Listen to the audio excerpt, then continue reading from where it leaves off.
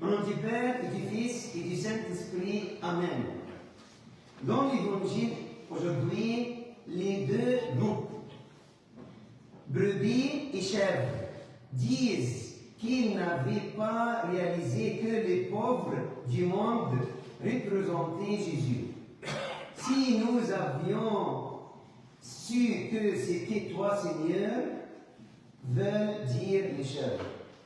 Pourquoi n'as-tu pas dit quelque chose? C'est comme il disait, Seigneur, tu es le problème. Vous ne nous l'avez pas dit, vous nous avez induit en erreur.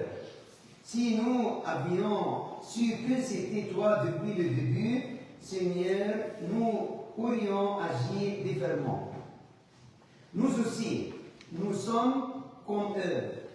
Nous trouvons des excuses et rejetons la responsabilité sur Dieu ou sur les autres.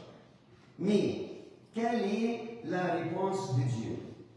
Il n'était pas nécessaire que vous sachiez que c'était moi depuis le début. Les justes non plus.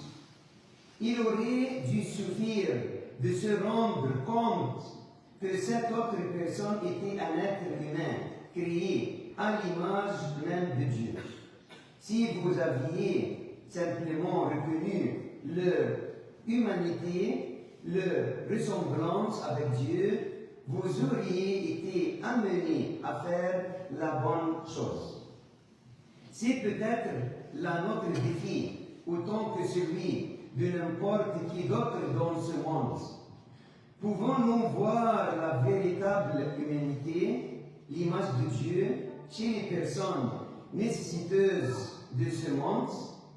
Si nous prenons au sérieux Matthieu 25, nous ne pouvons nous empêcher de penser à Saint François d'Assise, prêcher l'Évangile en tout temps.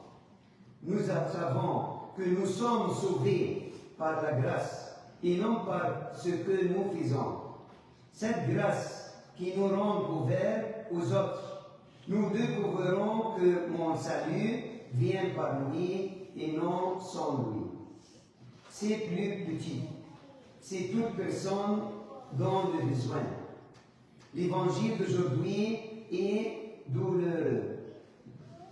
Parce que cela nous met devant la réalité de nos vies, de nos actions et de notre foi. L'Église d'aujourd'hui n'est pas un endroit pour nous divertir et nous faire passer du temps.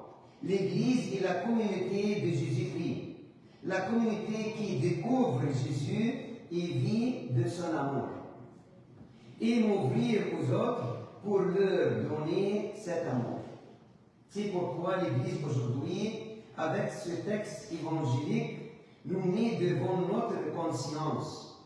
Il nous avertit de notre négligence. Elle nous met en garde contre les excuses que nous trouvons pour apaiser notre conscience. Devant le trône de Dieu, seule notre foi et la vie que nous avons vécue avec Dieu au loin de Dieu. Amen.